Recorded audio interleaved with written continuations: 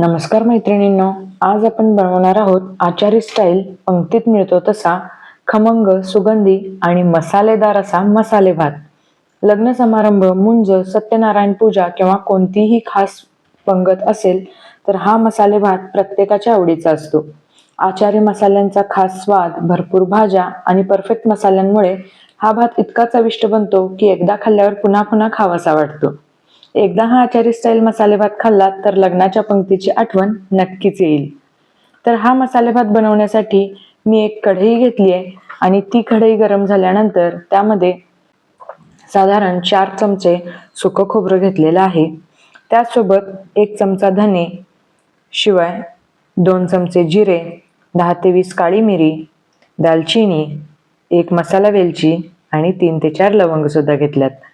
आणि आता आपण हे व्यवस्थितपणे फ्राय करून ह्याचा कलर बदलेपर्यंत फ्राय करायचा आहे आणि याला थंड करून मिक्सरमध्ये असा हा आपला सुका मसाला तयार करून घ्यायचा आहे. हा सुका मसाला तयार झाला. आता आपण एक ओला मसाला सुद्धा तयार करून घेऊयात. त्यासाठी मी 2 चमचे ओलं खोबरं, थोडीशी देठासहित कोथिंबीर, 5 ते 6 हिरव्या मिरच्या, थोडासा कढीपत्ता आणि थोडंसं आलं घेतलेलं आहे. जर तुम्हाला गरज वाटली तर थोडंसं पाणी घालून तुम्ही हे बारीक करून घेऊ शकता. आता एका पातेल्यामध्ये मी इथे 2 ते 3 चमचे तेल घातले. त्यामध्ये एक चक्री फूल घातलेलं आहे. सोबतच 20-30 काजू घातलेले आहेत आणि हे आपण व्यवस्थितपणे फ्राय करून घेऊयात.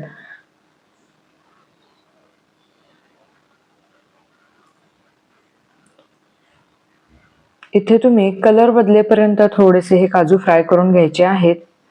आता ज्या भाज्या तुमच्याकडे अवेलेबल आहेत त्या तुम्ही घालू शकता, पण त्यापैकी फ्लॉवर, गाजर, बटाटा, मटार आणि वांगी हे तर मस्ट आहेत. जर तुमच्याकडे यातील कोणत्या भाज्या अवेलेबल नसतील तर तुम्ही त्या स्किप सुद्धा करू शकता. आणि आता आपण ह्या सगळ्या भाज्या फ्राय करून घेऊयात. या भाज्या फ्राय होण्यासाठी साधारण एक 5 ते 7 मिनिटं लागू शकतात. ह्या भाज्या फ्राय होत आहेत तोपर्यंत मी साधारण 2 कप तांदूळ पाण्यामध्ये 10 मिनिटासाठी भिजत ठेवलेले आहेत. आता हे आपण व्यवस्थित परतून घ्यायचं आहे.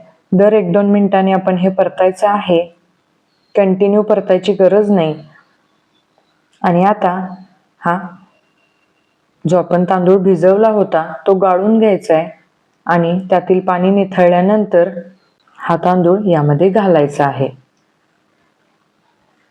आणि हे व्यवस्थित मिक्स करून घेऊयात, जेणेकरून तांदूळ सुद्धा थोडासा फ्राय होईल. आता यामध्ये मी घालतेय ओला मसाला, ज्यामध्ये आपण खोबरं, कोथिंबीर, मिरची, आलं, कढीपत्ता यांचा वापर केला होता.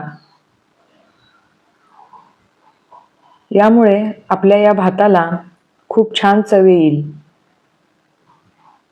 तुम्ही सुद्धा ही रेसिपी नक्की ट्राय करून बघा. आता मी यामध्ये घालतेय थोडीशी हळद, थोडासा हिंग आणि हे मिक्स करून घेते.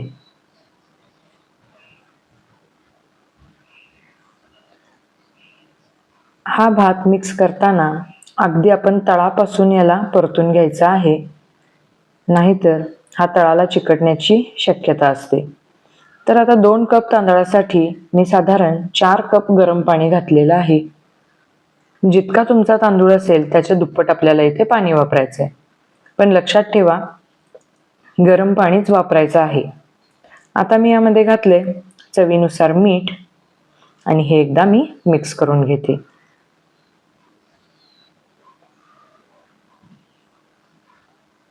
तुम्ही सुद्धा ही रेसिपी नक्की ट्राय करून बघा.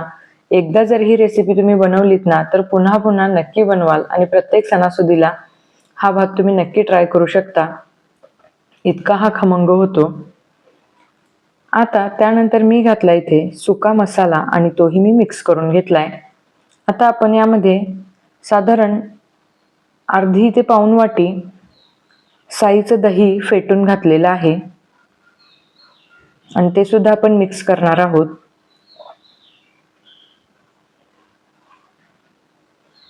आता मिक्स करून हा भात शिजण्यासाठी आपण ठेवून द्यायचा आहे. मला थोडंसं मीठ कमी वाटलं म्हणून मी पुन्हा थोडंसं यामध्ये मीठ घातलेलं आहे आणि अगदी तळापासून हा भात मी परतून घेते. आता हा भात आपण शिजण्यासाठी ठेवून देऊयात. लगेच झाकण लावण्याची गरज नाही. साधारण 5 ते 7 मिनिटं हा असाच उकळू देत. आता वरून मी घालते साधारण 5 ते 6 चमचे तूप.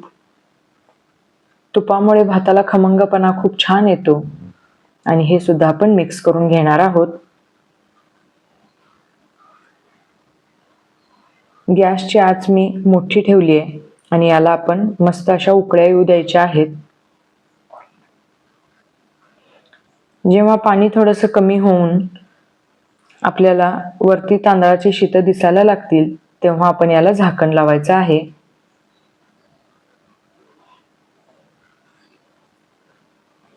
अजून इथे पाण्याचं प्रमाण भरपूर आहे, त्यामुळं मी अजून झाकण लावलं नाही, पण आता 1-2 मिनिटात आपण याला झाकण लावून शिजायला मंद आचेवर ठेवायचं आहे. आता 7 ते 8 मिनिटानंतर मी गॅस बंद करते आणि इथे एकदा हा भात चेक करते. तर मैत्रिणींनो, हा आपला आचारी स्टाईल पंक्तीतला मसाले भात तयार आहे. वरून ओलं खोबरं आणि कोथिंबीर घालून हा भात सर्व करा आणि ही रेसिपी तुम्हाला कशी वाटली हे मला नक्की कमेंट करून कळवा. व्हिडिओ जर आवडला असेल तर एक लाईक नक्की द्या. शिवाय ही रेसिपी तुमच्या फ्रेंड्स आणि फॅमिली सोबत नक्की शेअर करा. पुन्हा भेटू पुढच्या व्हिडिओमध्ये. तोपर्यंत बाय. व्हिडिओ पूर्ण पाहिल्याबद्दल धन्यवाद.